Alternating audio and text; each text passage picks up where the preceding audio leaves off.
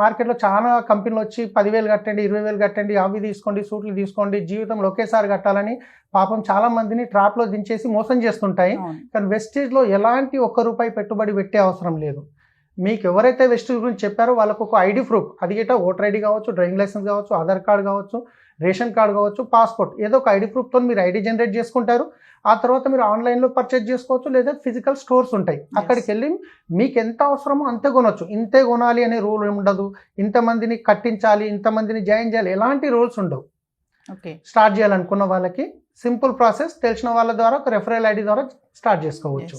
నేను కొంతమంది దగ్గర విన్నాను సార్, వెస్టేజ్ ప్రోడక్ట్స్ అంటే కొంచెం ఆర్గానిక్ ఉంటాయి, హెల్దీ ప్రోడక్ట్స్ అని అంటారు. మరి బయట చూసుకుంటే నవేడేస్ ఏంటంటే చాలా ఆర్గానిక్ ప్రోడక్ట్స్ వచ్చేసాయి, ఆర్గానిక్ ఫుడ్స్ అని చెప్పేసి మనం చూస్తూనే ఉన్నాం కదా. కంపేర్ టు వెస్టేజ్కి వాటికి డిఫరెన్షియేషన్ ఏముంటుంది? అంటే అక్కడ కూడా ఆర్గానికే కదా, అంటే ఆర్గానిక్లో కూడా ఇంకో ఆర్గానిక్ అంటే డిఫరెంటేషన్ ఎలా ఉంటుంది అంటారు అసలు? సో ఇప్పుడు ఎగ్జాంపుల్ తీసుకుంటే మనం ఒక సబ్బు తీసుకుందాం. సబ్బులో మీకు గ్రేడ్ 1, గ్రేడ్ 2, గ్రేడ్ 3 ఉంటుంది.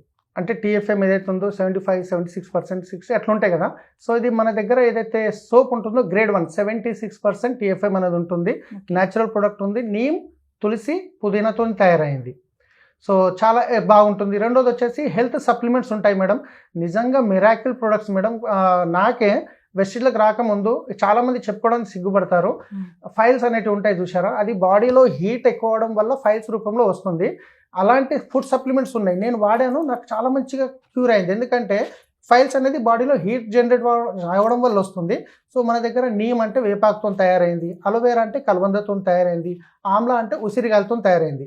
ఇది బాడీలో టెంపరేచర్ని కంట్రోల్ చేస్తుంది కాబట్టి ఫైల్స్ అనేది తగ్గుతుంది. అట్లాంటి సప్లిమెంట్స్ ఉంటాయి, అంటే కెమికల్ గోళీలు కాదు, నేను డాక్టర్ని కాదు, మనం తినే ఆహారంలో దొరకనటువంటి పోషకాలను మనకు సప్లిమెంట్ రూపంలో ఇస్తుంది కంపెనీ. అంటే హెల్త్ సప్లిమెంట్స్ ఉంటాయి, ఫుడ్ సప్లిమెంట్స్ కూడా ఉంటాయి దీంట్లో? ఎస్ మేడం, హెల్త్ సప్లిమెంట్స్ ఉంటాయి, మనం తినే ఆహారంలో దొరకనటువంటి పోషకాలు దొరుకుతాయి. ఇంట్లోకి వాడుకునే ప్రోడక్ట్స్ ఏవైతే ఉన్నాయో, సో ఇప్పుడు బట్టలు ఉతికే లిక్విడ్ కానీ, పేస్ట్ కానీ, సబ్బు కానీ చాలా మంచి ప్రోడక్ట్స్ ఉంటాయి. అలాగే అగ్రికల్చర్లో కూడా ఒక ఆర్గానిక్ ప్రోడక్ట్స్ ఉంటాయి, అంటే ఎటువంటి అది మనిషి తీసుకుంటే ఎలాంటి సైడ్ ఎఫెక్ట్ ఉండనటువంటి ప్రోడక్ట్ గిట్ట మనకు అగ్రికల్చర్ ప్రొడక్ట్స్ ఉన్నాయి. కలర్ కాస్మెటిక్స్ ఉంటాయి మేడం. మీరు చాలామంది సినిమా హీరోలు చూసినట్లయితే చాలామంది లేడీస్కి క్యాన్సర్ లాంటివి వస్తున్నాయి, ఎందుకంటే దాంట్లో పారాఫిన్ అనే ఒక ప్రోడక్ట్ కెమికల్ ఉంటుందని. కానీ మన దగ్గర ఉన్న కాస్మెటిక్స్లో పారాఫిన్ ఫ్రీ ఉంటుంది.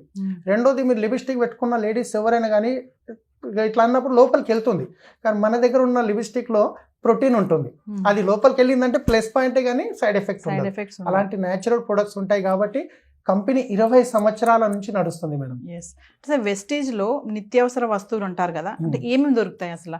ఇప్పుడు ఒక ఇంట్లో ఫ్యామిలీ మెంబర్స్ మనం కిరాణాకి వెళ్తాం, మంత్లీ గ్రాసరీ ఐటమ్స్ అంటాం కదా, మీ దగ్గర ఏమేమి ప్రోడక్ట్స్ దొరుకుతాయి అసలు?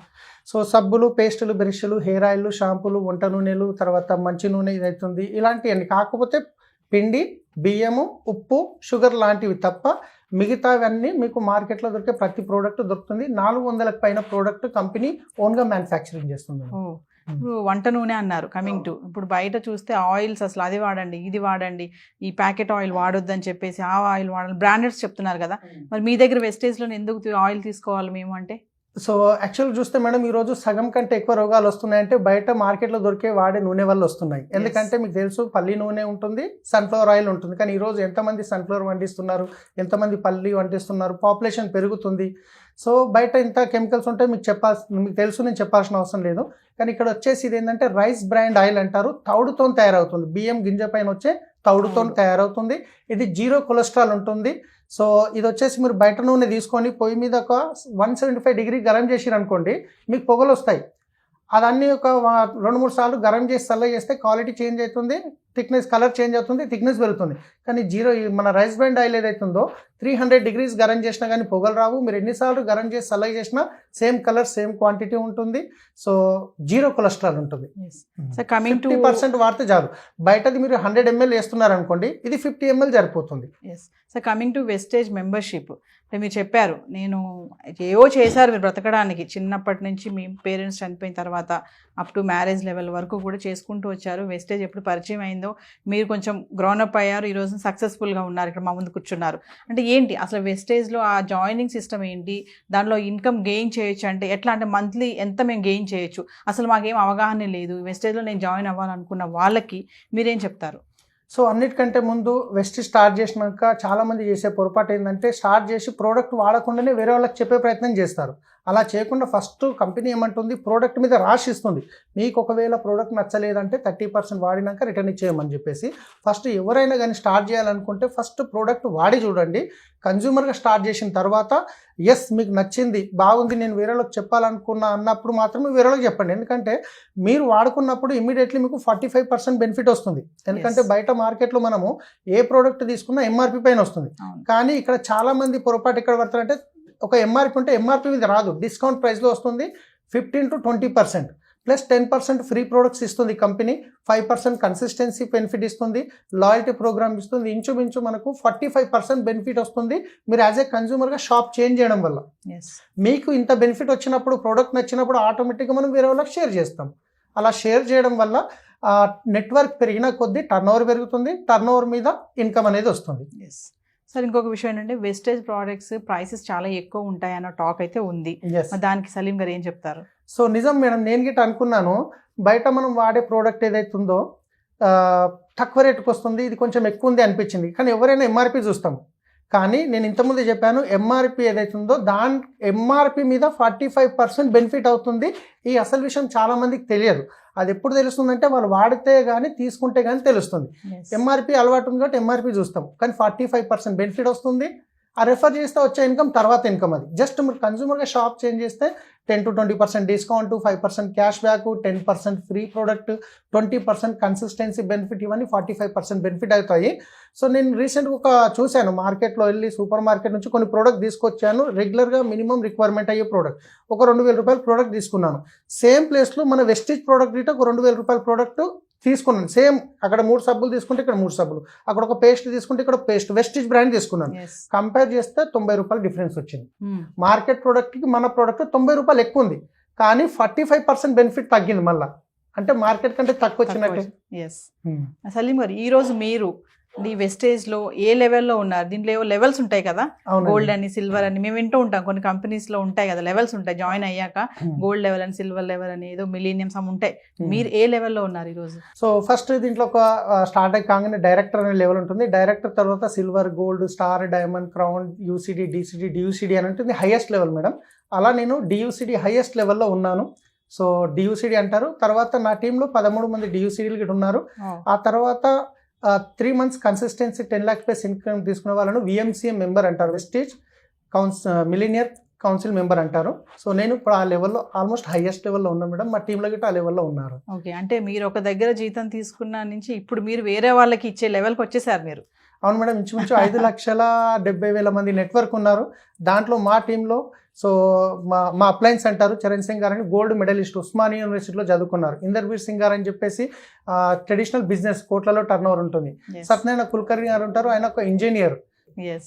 సో ఫైనల్గా సలీం గారు, మరి మా వ్యూవర్స్కి చాలా మనం స్టార్టింగ్లో చెప్పుకున్నట్టుగా కొన్ని ఫ్రాడ్స్ ఉంటాయి, కొన్ని కంపెనీస్ సరిగ్గా ఉండవు, జాయిన్ అయ్యాక వాళ్ళు చీట్ చేయడం, ఇలాంటివన్నీ ఉంటాయి కదా. మీరు అందులో ఉన్నారు కాబట్టి, వెస్టేజ్లో మీకు ఒక అవగాహన వచ్చింది కాబట్టి, మీరు మంచి పొజిషన్లో ఉన్నారు కాబట్టి, మా వ్యూవర్స్కి ఏం చెప్తారు ఓవరాల్గా మీరు? సో నేను ఒకటే చెప్తాను, చాలామంది ఇక్కడ ఇలాంటి చూసిన తర్వాత ఫస్ట్ టైం వాళ్ళకి తెలియదు. నేను ఒకటే చెప్తున్నాను అందరికీ, మీరు ఒకవేళ ఏదన్నా డైరెక్ట్ సెల్లింగ్ పేరు మీద ఎవరన్నా మీ దగ్గరకు వచ్చిరంటే ఒకటి చూడండి, అన్నిటికంటే ముందు కంపెనీ ఎప్పుడు స్టార్ట్ అయింది, ఎన్ని సంవత్సరాలు అయింది, రైట్. రెండోది వచ్చేసి దాంట్లో ప్రోడక్ట్ ఎలాంటి ప్రోడక్ట్స్ ఉన్నాయి.